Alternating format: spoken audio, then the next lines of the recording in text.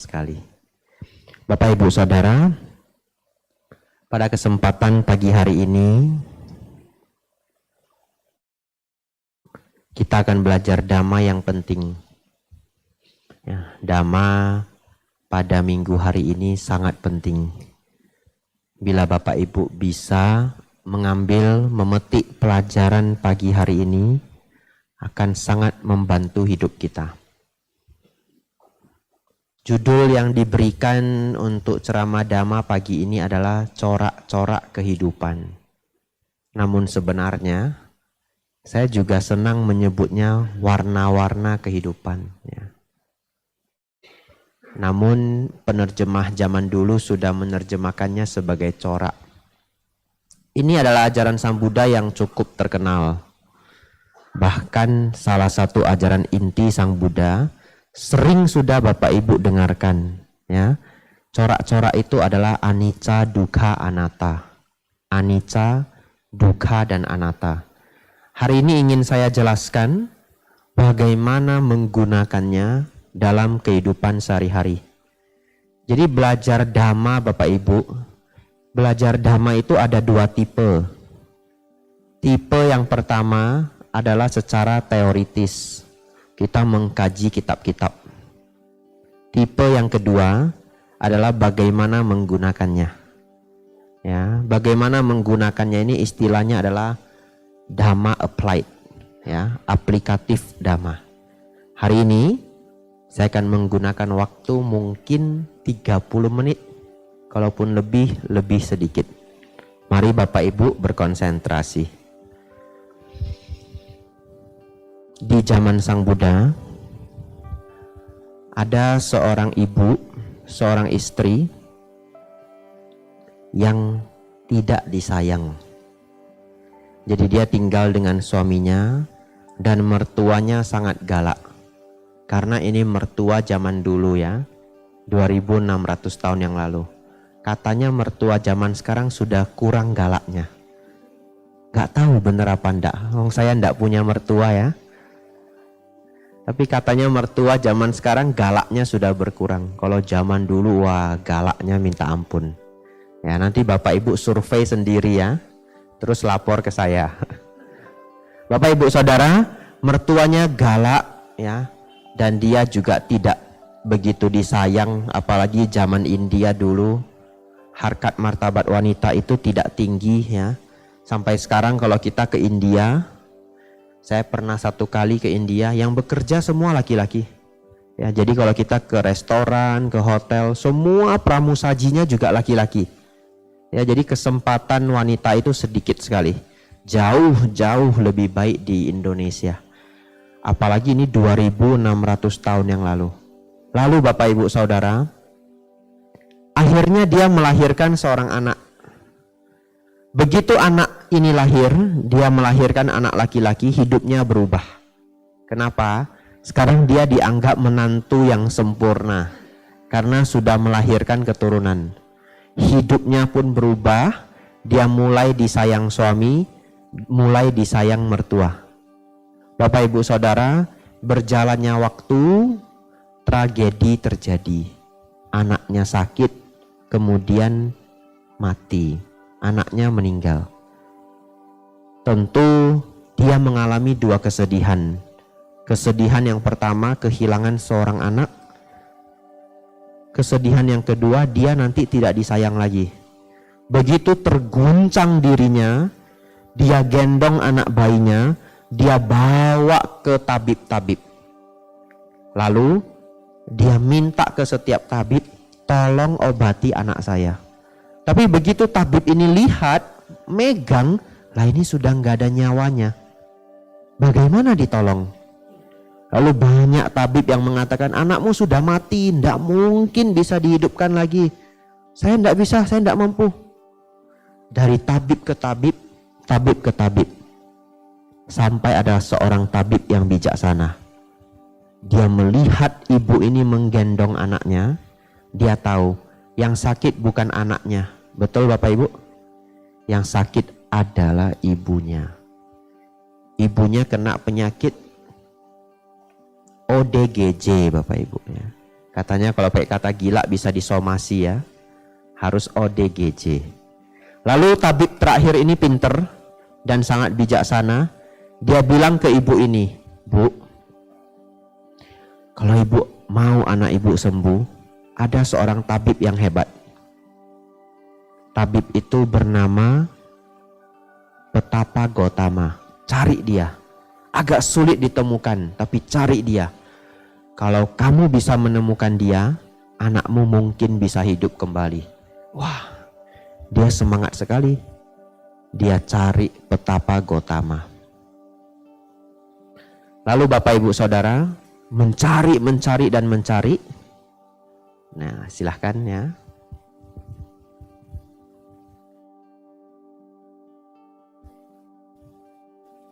Sudah, mari konsentrasi lagi ya. Tadi iklan lewat ya. Kalau sinetron yang bagus iklannya banyak. Nanti 5 menit iklan lagi ya. Kalau iklan kita tunggu. Atau siapa mau endorse di sini boleh ya. Mana tahu minyak urut apa gitu, boleh. Menerima endorse. Dananya masuk wihara, tidak diambil pribadi ya. Nah ini boleh endorse ya. Siapa yang punya toko kue nanti endorse. Kita lanjutkan ya Bapak Ibu Saudara. Akhirnya dia bertemu Petapa Gotama dan sama persis. Dia bilang ke Petapa Gotama, tolong sembuhkan anakku. Begitu Sang Buddha melihat, Sang Buddha langsung bilang, Bu, anakmu bisa sembuh. Anakmu bisa sembuh. Wah, dia langsung semangat ya. Dia langsung semangat. Carikan saya lada. Biji lada segenggam cukup dari keluarga yang tidak pernah kemalangan. Wah, ibu itu seneng. Terus dia cari. Dia mulailah perjalanan dia dari rumah ke rumah. Bu, Pak, boleh saya minta lada? Lalu siapa yang tidak memberikan lada ya? Kalau hanya sedikit ya enggak apa-apa. Bukan barang yang mahal. Begitu dia dapat lada itu dia lantas nanya, Bu, rumah ini pernah enggak ada yang kemalangan? Atau Anda pernah tidak kemalangan? Oh, di rumah kami ini, kami pernah kehilangan kakek. Oh, rumah ini pernah kehilangan kakek. Ya, terima kasih. Dia lanjut lagi. Lada ini enggak bisa dipakai ya? Ya, karena tadi katanya tidak boleh ada yang kemalangan. Lanjut rumah yang kedua. Ada yang kemalangan? Oh, paman saya pernah meninggal. Oh, ibu pernah kemalangan? Ya, paman saya meninggal. Ya, apa boleh buat? Satu rumah demi rumah demi rumah. Sampai malam Bapak Ibu. Ada yang anaknya meninggal, nenek meninggal, ibu meninggal, ayah meninggal, adik meninggal, kakak meninggal. Dia tidak menemukan satu rumah pun yang tidak mengalami kemalangan. Lalu dia pulang menuju Petapa Gotama dan kesadarannya pelan-pelan mulai pulih. Lalu Sang Buddha tanya, bagaimana kisah Gotami? Namanya adalah kisah Gotami. Bagaimana kisah Gotami? Sudahkah kau menemukan lada dari orang yang tidak pernah kemalangan? Lantas dia mengatakan, tidak ada Bante. Tidak ada. Saya tidak menemukan lada itu. Dan saya sudah sadar setiap orang pun mengalami kemalangan. Ya. Bapak Ibu Saudara, di dalam psikologi, kalau kita kuliah psikologi, prakteknya itu di rumah sakit jiwa, kadang-kadang kita menemukan ada pasien yang kehilangan anak, lalu dia cari boneka sebagai ganti anaknya. Mungkin Bapak Ibu pernah lihat di film-film. Tapi itu benar-benar terjadi di kehidupan nyata. Anak itu dia anggap anaknya. Ada dua hal terjadi Bapak Ibu. Yang pertama, memang dia sudah error dan menganggap anak itu anaknya. Tapi bisa yang kedua Bapak Ibu. Sebenarnya orang tersebut tahu itu adalah boneka. Bukan tidak tahu. Tapi saking terguncang pikirannya, dia mending pura-pura tidak tahu. Ngerti maksudnya ya? Saking sulit menerima kenyataan hidup, ya ini anak saya. Ya, ini anak saya. Jadi Bapak Ibu Saudara, kisah Gotami tersadarkan, pelan-pelan dia pulih. Akhirnya dia memilih menjadi bikuni karena dia sudah tidak ada tempat untuk kembali, dan dalam kisahnya dia berlatih dengan sangat baik. Bapak Ibu Saudara, ini adalah corak kehidupan yang pertama yang kita kenal sebagai anicca. Anicca artinya tidak kekal, ya. Bahkan tubuh kita ini tidak kekal. Apapun yang kita lihat Bapak Ibu dalam bentuk materi, tidak ada yang kekal. Memahami hal ini bukan kita gambari dengan ketakutan, tapi kita gambari dengan kebijaksanaan. Kita paham bahwa segala sesuatu pada waktunya akan rusak, termasuk tubuh kita. Ya, kisah Gotami belajar dengan cara yang sangat sulit. Dia harus kehilangan anak yang dicintai. Semoga tidak ada yang mengalami hal buruk seperti itu. Biarlah kita belajar dari kisah kisah Gotami itu. Namun PR Bapak Ibu Saudara adalah pelan-pelan mengurangi kemelekatan. Ingatlah Bapak Ibu, apapun yang bisa rusak, jangan terlalu digenggam. Ya, apapun yang bisa rusak, jangan terlalu digenggam. Apa Bante yang bisa rusak? Badan bisa rusak.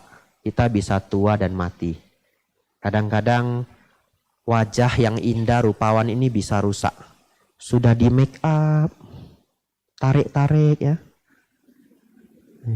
Botox, skincare. Skincare-nya mahal bukan main ya. Ini terutama bapak-bapak kalau ketemu tulisan Lamer, hati-hati pecah ya. Konon katanya harganya jutaan ya. Ya, saya dulu jualan obat farmasi. Jadi merek-merek skincare saya hafal ya. Nah, semua saya hafal. Tapi kalau saya sebut di sini wanda enak juga ya.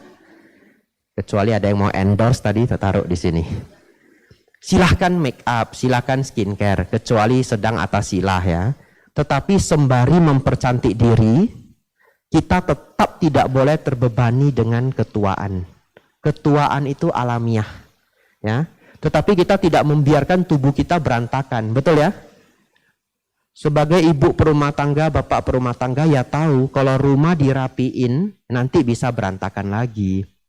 Kalau pohon itu di bawahnya penuh dedaunan kita sapu, ya nanti daunnya jatuh lagi. Tetapi merapikan itu adalah hal yang baik, betul ya? Namun kalau terhadap tubuh ini silahkan memperindah tubuh, mempercantik tubuh, kecuali latihan sebagai pabacita.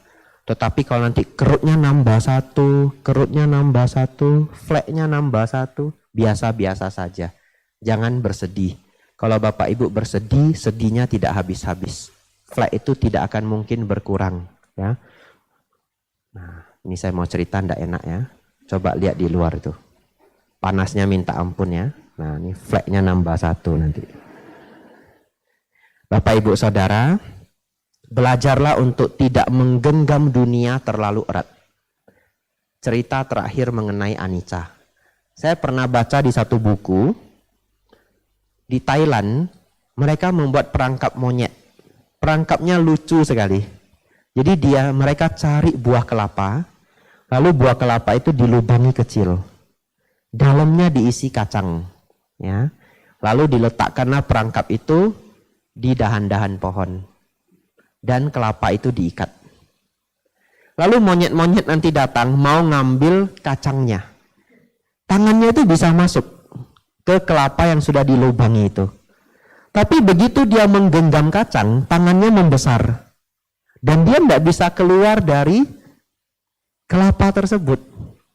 Bagaimanapun dia berusaha, ya tidak bisa keluar. Lalu nanti pemburunya datang untuk menangkap monyetnya. Sebenarnya gimana cara melepaskan tangannya? Kan dia tinggal gini toh. Lepasin kacangnya toh. Tapi dia tidak mau lepasin kacangnya. Dan harganya apa? Harganya adalah nyawanya. Kadang-kadang seperti itulah hidup manusia kalau tidak disertai kebijaksanaan. Menggenggam dunia terlalu erat. Bapak Ibu punya dendam, punya kemarahan, harga diri, nama baik, dan yang lainnya, digenggam terlalu erat, bisa menjadi masalah. Ya. Dendam itu digenggam erat sekali. Hidupnya sebenarnya sudah baik, Anak-anak sudah bisa nyari kerja, ekonomi sudah baik, tapi dia nggak mau menikmati hidup. Pagi sampai malam yang diulang adalah orang yang dibenci. Saya dendam sekali sama dia. Nggak bisa saya, hidup saya nggak bisa tenang sebelum melihat dia mati. Padahal anak-anak sudah baik, ekonomi sudah baik, semua sudah baik. Tinggal begini ya. Ya sudah lewat. Tapi gampang Bapak Ibu? Tidak semua orang bisa melakukannya. Semoga setelah ini Bapak Ibu pulang dilepas. Ya. Loh, udah lama ndak dengerin kamu ngomel-ngomel si dia. Sudah saya lepas. Gitu ya. Lanjut. Yang kedua adalah duka Bapak Ibu Saudara. Duka artinya segala keadaan batin yang tidak nyaman. Ya, direnungkan ya. Segala keadaan batin yang tidak nyaman adalah duka. Nah, bahasa gampangnya dalam psikologi disebut stres. Setiap Bapak Ibu stres, Bapak Ibu mengalami duka. Seorang arahat tidak lagi mengalami duka sedikit pun. Jadi seorang arahat tidak mengalami stres. Oleh karena itu kenapa setiap para biku ceramah topiknya berulang-ulang mirip-mirip. Dosa, loba, moha, dosa, loba, moha. Betul ya? Coba saya tanya. Bapak Ibu pernah marah? Pernah ya? Semua pernah marah ya? Kalau yang dari lahir sampai sekarang belum pernah marah, cek ke psikiater ya. Barangkali ada yang keliru. Pasti pernah marah ya. Marah itu normal. Pertanyaan saya, marah itu nyaman atau tidak nyaman? Tidak nyaman ya. Berarti marah itu duka, benar? Ya, ketika Bapak Ibu mengalami kemarahan, Bapak Ibu berduka. Serakah itu nyaman atau tidak nyaman? Tidak nyaman karena membuat kita gelisah. Orang serakah banyak keinginan. Banyak keinginan artinya banyak yang tidak dimiliki. Iya, semakin banyak keinginan semakin merasa miskin. Karena banyak yang belum dimiliki. Keinginan itu adalah mengharapkan yang tidak dimiliki. Betul ya? Nah, lalu setiap kotoran batin Bapak Ibu adalah bagian dari duka. Oleh karena itu para biku setiap minggunya memberi Bapak Ibu tips, cara, nasihat untuk mengurangi duka. Hari ini khususnya saya ingin mengurangi duka satu macam dari Bapak Ibu. Duka apa? Duka dari ketidakpuasan. Ya, salah satu makna dari duka adalah ketidakpuasan. Kenapa Bapak Ibu? Karena semua kebahagiaan duniawi adalah tidak terpuaskan. Saya punya pertanyaan. Kalau Bapak Ibu punya motor atau mobil impian, lalu kemudian dapat, setelah berjuang, dapatlah mobil impian, motor impian. Pertanyaan saya, hari pertama memiliki motor atau mobil tersebut, dengan 2 tahun setelahnya, kebahagiaan mana yang lebih tinggi? Hari pertama ya. Wah, hari pertama senangnya minta ampun ya. Belum kotor sudah dilap lagi. Belum berdebu, taruh kit. Nah, kan itu belum berdebu. Oh sudah, itu ada partikel-partikel mikron katanya. Dilap lagi.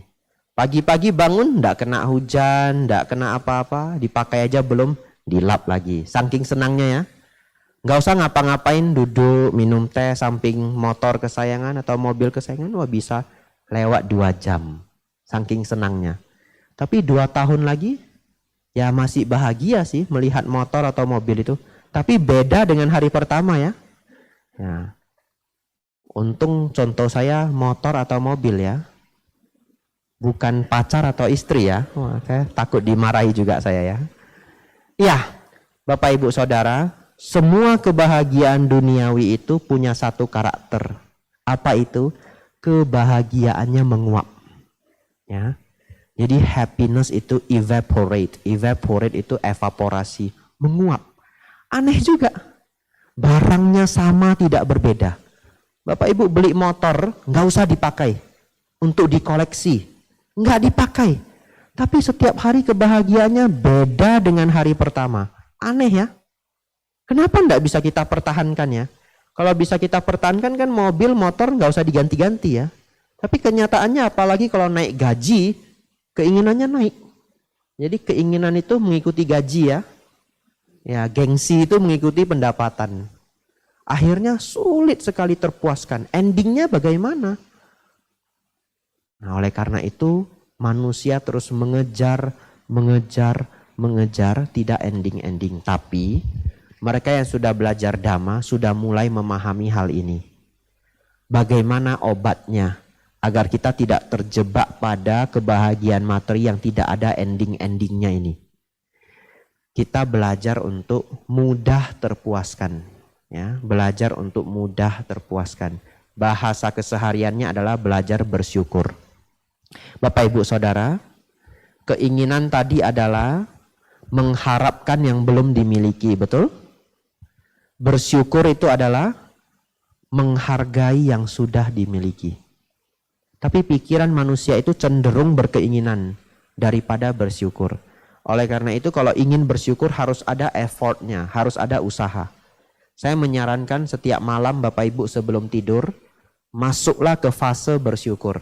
Apapun yang sedang dialami hari itu. Jadi begitu sudah di atas tempat tidur, yang dipikirkan adalah apa yang bisa saya syukuri hari ini. Supaya apa Bapak Ibu? Supaya Bapak Ibu gampang tidur. Tapi kalau Bapak Ibu sudah diranjang mikirnya besok saya harus mengejar apa, ya enggak tidur-tidur. Biar besok bangun dipikirkan lagi yang mau dikejar. Tapi malam tidur bersyukur. Kalau mau lebih baik lagi pulang kerja, begitu kaki sudah menginjak rumah, akan bertemu anak istri atau suami, masuklah ke fase bersyukur. Sehingga kita tidak banyak ngedumel dengan kehidupan. Bersyukur anak-anak sehat. Hari ini saya sudah bekerja dengan baik. Saya hidup cukup baik, ada kedua tangan, organ tubuh masih sehat. Ya. Banyak sekali loh yang bisa kita syukuri ya. Lalu nanti kalau Bapak Ibu stres, ingatlah setiap Bapak Ibu stres, Bapak Ibu sedang berfokus pada keinginan. Kalau stresnya sudah terlalu tinggi, istirahat sebentar, penuhi dengan rasa syukur. Kenapa saya cerita begitu? Karena saya tahu tidak mungkin manusia hidup tanpa keinginan, betul? Tidak mungkin manusia hidup tanpa keinginan. Yang ingin saya ceritakan adalah bagaimana Bapak Ibu balance with life ya. Ketika sudah terlalu stres, masuk ke fase bersyukur, meditasi, kembangkan kebahagiaan batin. Itu mengenai dukkha. Wah, janji saya 30 menit. Tinggal 10 menit Bapak Ibu. Terakhir ya. Kita refleksi sedikit. Yang pertama tadi anicca. Yang kedua adalah dukkha ya. Dukkha adalah segala keadaan batin yang tidak nyaman.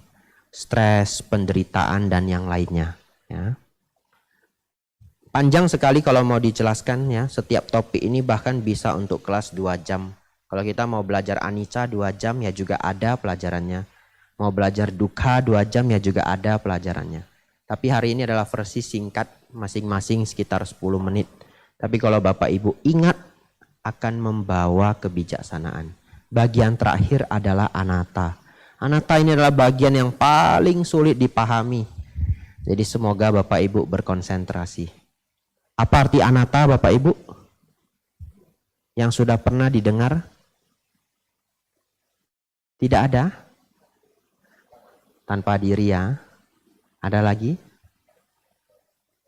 Tanpa inti yang kekal ya. Ya, anatta juga artinya Anda ya dalam bahasa Jepang ya. Bapak Ibu Saudara, anatta dalam bahasa Pali artinya tanpa diri. Ini sangat sulit dipahami. Coba saya minta Bapak Ibu pegang tangannya. Merasakan ada tangan? Ada diri? Ada toh? Gimana kita mengelak kalau kita tidak ada diri tapi terpegang tangan ini? Saya pernah ngajar Dhamma kelas di satu provinsi. Lalu ada umat non-Buddhis. Umat non-Buddhis. Dia angkat tangan lalu dia tanya begini, Bante, saya pegang pipi saya Bante. Lah saya ada Bante. Bahkan saya ditantang, coba Bante pegang pipinya sendiri. Saya ikut pula ya. Saya pegang juga, nurut saya Bapak Ibu. Ada toh Bante? Ya ada Pak. Lah Bante ngajar tanpa diri. Lah itu ada diri. Bagaimana Bante menyangkal diri sendiri? Ya benar juga ya. Nah persoalan ini ya. Lalu semua umat Buddha stres. Waduh gawat ini. Ini Bante bisa jawab enggak? Karena malu kita ya. Nah, yang nanya non Buddhis Bapak Ibu. Wah semuanya deg-degan Bapak Ibu ya. Nah yang pertama. Bagaimana memahami tanpa diri atau bukan diri? Ada di dalam sutta namanya Anatta Lakkhana Sutta. Ada di bagian belakang Parita Biru. Nanti pulang baru dibaca. Tapi salah satu cara gampang memahami anatta adalah yang pertama, tidak bisa diatur. Ya, tidak bisa diatur. Nah, ini ceritanya. Bapak Ibu Saudara, bayangkan ada seorang raja. Di zaman Jepang Bapak Ibu, raja sangat berkuasa.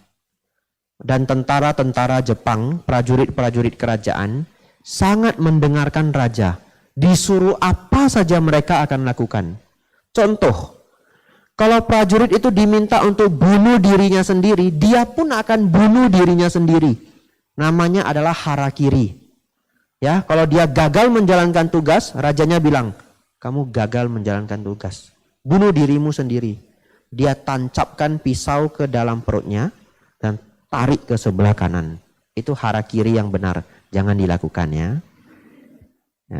Lalu ada yang lebih kejam lagi Bapak Ibu. Raja itu mengatakan begini, kamu pulang, bunuh semua keluargamu, kembali ke sini, bunuh dirimu. Dan mereka pun lakukan. Aneh ya. Kalau saya kabur aja. Betul ya? Biarpun nanti mati dalam proses kabur, rasanya lebih masuk akal ya. Daripada pulang, bunuh keluarga sendiri, balik lagi ke kerajaan, bunuh diri sendiri. Tapi itulah prajurit kerajaan Jepang dulu, saking mendengar rajanya. Pertanyaan saya, bisakah kita mengatakan prajurit itu adalah milik raja? Jawabannya bisa. Karena apapun yang disuruh, dia akan melakukan. Itu adalah makna dari kata milik. Prajurit adalah milik raja. Analogi ini diberikan oleh Sang Buddha ya. Walaupun tidak persis sama, tapi beliau menggunakan analogi raja dan tentara. Bapak Ibu Saudara, tadi kita sudah tahu prajurit adalah milik raja, betul ya? Sekarang pertanyaan saya, apakah badan kita ini adalah milik kita? Ternyata dipikir-pikir tidak. Kenapa? Karena tidak bisa kita atur sepenuhnya. Kalau badan ini bisa kita atur sepenuhnya, kita akan mengatakan, oh badan, kamu tidak boleh tua. Betul ya? Maka sejak detik itu dia berhenti menua. Oh badan, kamu tidak boleh gemuk. Besok saya langsing Bapak Ibu. Ya. Dari dulu mau langsing saya susah sekali langsing ya. Bagaimana saya bisa langsing? Setiap dana makan saya dikunci dengan makanan. Ya benar. Saya baru pulang, bukan pulang ya. Saya baru datang dari Balikpapan. Kemarin dana makan siang umat antusias sekali, makanannya banyak sekali. Jadi mejanya itu dibuat L, depan, kiri, saya di tengah. Ini makanan semua. Beneran. Terus umat berdatangan terus mejanya sudah tidak muat. Bante izin tambah mejanya ya. Ya boleh, dikunci di sebelah gini. Jadi U. Ya ini beneran. Saya pikir nih kalau di foto jelek juga ini ya. Gimana ini ya, nanti orang lain tidak paham ini saya dikunci dengan makanan. Mungkin kalau umat datang lagi, kunci lagi belakang, sudah. Saya tidak boleh keluar ya. Kalau makanan belum habis, Bante tidak boleh pulang. Ditulis kertas di sana. Ya Bapak Ibu Saudara, saya pun tidak sanggup mengatur badan saya. Kadang kaki sakit kalau sudah umur ya. Kaki, kamu tidak boleh sakit. Tapi dia sakit. Badan tidak bisa diatur. Badan adalah anatta. Kenapa? apa yang tidak bisa diatur bukanlah milikku. Apa yang bukan milikku bukanlah diriku. Jadi itu makna Sang Buddha dalam memahami anatta tahap awal ya. Apa yang tidak bisa kita atur bukanlah milikku. Apa yang bukan milikku bukanlah diriku. Nanti Bapak Ibu baca di Anatta Lakkhana Sutta. Apa yang bukan milikku bukanlah diriku. Nah, nanti sudah tahu, sudah paham maknanya. Lanjut Bapak Ibu. Perasaan. Bisa perasaan diatur? Ya, kadang bisa, kadang enggak ya. Saya kasih contoh. Kadang-kadang namanya manusia pagi moodnya bagus. Sore sudah bad mood. Betul ya? Kadang pagi bad mood, sore moodnya bagus. Kita juga bingung. Pagi ketemu dia, selamat pagi. Oh dia happy, nyanyi-nyanyi. Sore Bu. Tadi pagi masih ceria ya. Ya itu manusia ya. Tadi pagi masih ceria. Oleh karena itu saya punya pengalaman kalau saya ketemu orang saya nggak mau overacting dulu. Lihat dulu moodnya ya. Oh moodnya jelek, nah, mundur 2 langkah. Oh moodnya lagi bagus, maju 1 langkah. Bapak Ibu Saudara, perasaan tidak bisa kita atur sepenuhnya. Kecuali kita sudah latihan meditasi dengan baik. Kalau kita bisa mengatur perasaan, mau enggak Bapak Ibu semua mengatur moodnya? Saya maunya moodnya bagus terus, betul ya? Ya tapi enggak bisa. Kadang-kadang di saat yang genting malahan kita moodnya jelek. Sudah janjian mau jalan-jalan minggu depan, barang dibeli, makanan dibuat, hotel di booking. Pas hari H kita bad mood. Betul ya? Kita sendiri kadang nggak mau bad mood, tapi terjadi masalah gimana coba? Ya, perasaan adalah anatta, pikiran adalah anatta, dan seterusnya. Bapak Ibu Saudara, tujuannya apa memahami anatta ini? Wah sudah habis Bapak Ibu. Boleh ditambah? Boleh ya, kita habiskan ya. Baik. Dalam pikiran manusia normal, sering terjadi pertarungan antara perasaan dan logika. Saya ulangi, sering terjadi pertarungan antara perasaan dan logika. Ini saya sebut sebagai mereka yang belum mencapai arahat tercemar oleh perasaan. Saya kasih contoh. Yang gampang adalah kalau kita moodnya sedang jelek, apapun memicu kemarahan. Betul ya? Kadang orangnya tidak salah, tapi mood kita yang sedang jelek. Itu yang saya sebut tercemar oleh perasaan. Tapi kadang-kadang terjadi pertarungan perasaan dan logika ini. Coba kita lihat ya. Ada seseorang Bapak Ibu, dia terkena kolesterol yang tinggi. Bukan saya ya. Seseorang kolesterolnya tinggi, dia periksa ke dokter. Lalu apa kata dokter? Pak Bu, mulai hari ini tidak boleh lagi makan durian. Durian tidak boleh. Ya baik dokter. Lalu 2 bulan kemudian Bapak Ibu, keluarga kita datang dari Jakarta bawa durian Bapak Ibu. Durian montong. Sekarang ada durian baru loh, sekilo 500.000 katanya. Ocha, ada yang pernah dengar? Belum sampai Surabaya. Nanti lihat aja, keluarganya datang bawa dari Jakarta ya. Nah, Bapak Ibu akan bertarung dengan perasaan. Logikanya apa? Saya tidak boleh makan durian, betul? Itu logikanya ya. Saya tidak boleh makan durian. Tapi bagaimana dengan perasaan?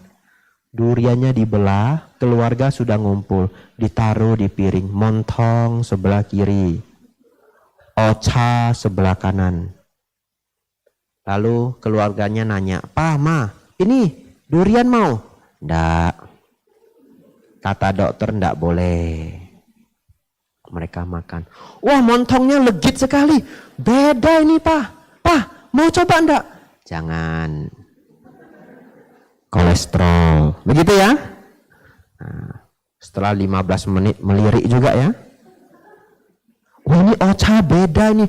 Sekilo gopak cengnya. Wah, 500.000 sekilo katanya." Lu ndak mau makan, betul? Jangan, kolesterol. Nanti ini tegang semua, jangan. Ndak mau. Sebentar lagi. Coba sebiji aja, ndak bisa bikin mati loh, sebiji loh. Betul ya? Sudah mulai tergoda Bapak Ibu ya. Sebiji ndak apa-apa? Enggak apa-apa sebiji. Betul ya, enggak apa-apa? Enggak apa-apa sebiji. Enggak ada itu masuk koran makan sebiji durian tewas, enggak ada. Betul ya, enggak ada? Enggak ada. Ah, boleh dah, boleh. Satu ya Bapak Ibu ya.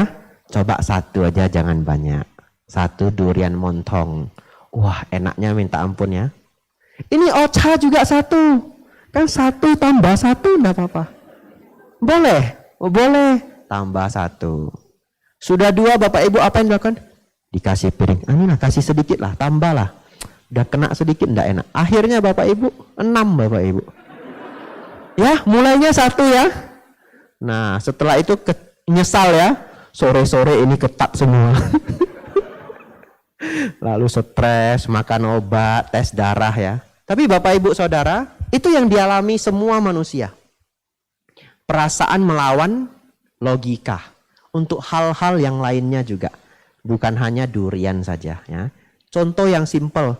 Bapak Ibu datang ke wihara. Apa kata para biku? Belajar jangan marah. Betul ya? Logikanya kita tahu loh marah itu enggak baik. Tapi masih marah enggak? Ya masih. Cuma mungkin intensitasnya berkurang. Dulu seminggu 3 kali, sekarang seminggu sekali. Betul ya? Ya bulan tua 2 kali. Ya. Bapak Ibu Saudara, kita tercemar oleh perasaan. Bagaimana obatnya? Obatnya adalah 3 hal. Ini menutup ceramah dhamma saya hari ini. Ya, 3 hal itu adalah mempraktikkan perenungan, mempraktikkan investigasi batin, dan mempraktikkan ketenangan batin. 3 ini adalah caranya.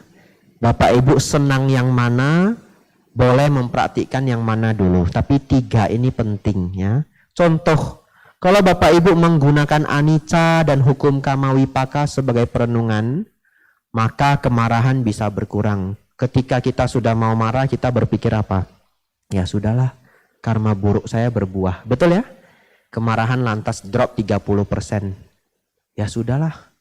Semua tidak bisa dalam kendali saya 100%, namanya hidup anicca. Ya sudahlah, barang rusak ya sudahlah. Nanti diperbaiki. Kemarahan akan berkurang. Ini memanfaatkan perenungan ya untuk mengurangi duka batin. Yang kedua adalah investigasi batin. Apa itu? Bapak Ibu harus tahu kapan muncul kemarahan, kapan muncul kekecewaan, kapan muncul ketidaknyamanan batin dalam bentuk apapun. Ini mungkin dalam bahasa Bante Utamo adalah saya sedang apa. Betul ya? Dalam bahasa Bante Panyawaro, munculkan kesadaran. Tapi itu adalah investigasi batin. Tidak semua orang punya kemampuan ini. Mengetahui persis apa yang sedang terjadi dalam batin kita. Belum tentu kita bisa menaklukkannya. Tapi tahu saja sudah bagus. Nanti kita step berikutnya. Kita tahu, saya lagi marah. Saya lagi kesal, ya. Kalau tidak bisa menguranginya, pergi dari tempat itu sebisa-bisanya. Tapi bagaimana menguranginya Bante? Sekarang investigasi batin sudah baik. Saya lantas tahu apa yang sedang terjadi di batin saya. Gunakan teknik ketenangan batin. Nafas masuk, nafas keluar. Begitu Bapak Ibu sudah akan marah, nafas masuk, nafas keluar. Pikirannya dikosongkan dulu. Jangan dikompori oleh suara hati sendiri. Karena apapun pikiran yang muncul akan memicu kemarahan. Tenangkan diri, berhenti berpikir sejenak. Bukan mengosongkan pikiran, maaf. Pikirannya diarahkan pada nafas masuk, nafas keluar. Kemarahan akan meredup. Ini agak sulit. Terjadi perkelahian perasaan lawan logika. Tidak boleh makan durian, tapi durian di depan mata. Gimana menguranginya? Tenangkan batin dengan samadhi. Ya. Nafas masuk, nafas keluar. Hanya sekedar nafas masuk, nafas keluar pun bisa mengurangi nafsu ragawi, ya. Tapi tentu itu adalah pelajaran tingkat intermediate, ya, bukan tingkat awal. Bapak Ibu Saudara, hari ini kita belajar anicca, dukkha dan anatta. Semoga membawa manfaat besar untuk Bapak Ibu. 3 praktek yang boleh dipraktekkan adalah perenungan, investigasi batin, dan ketenangan. Dalam bahasa Pali adalah samatha dan vipassana. Ya. Bapak Ibu mendengarkan dhamma desana, muncul perenungan. Investigasi adalah vipassana. Ketenangan adalah samatha. Tidak selalu harus meditasi itu dipraktekkan serius seperti kalanya sedang duduk 1 jam 2 jam, tidak. Itu adalah samadhi. Tetapi skill dari samadhi itu Bapak Ibu terapkan dalam kehidupan sehari-hari. Ya, cukup saya pikir 40 menit Bapak Ibu. Semoga apa yang kita pelajari pagi hari ini membawa kemajuan untuk Bapak Ibu semua. Sabe sata bhavantu sukhitata. Semoga semua makhluk hidup berbahagia.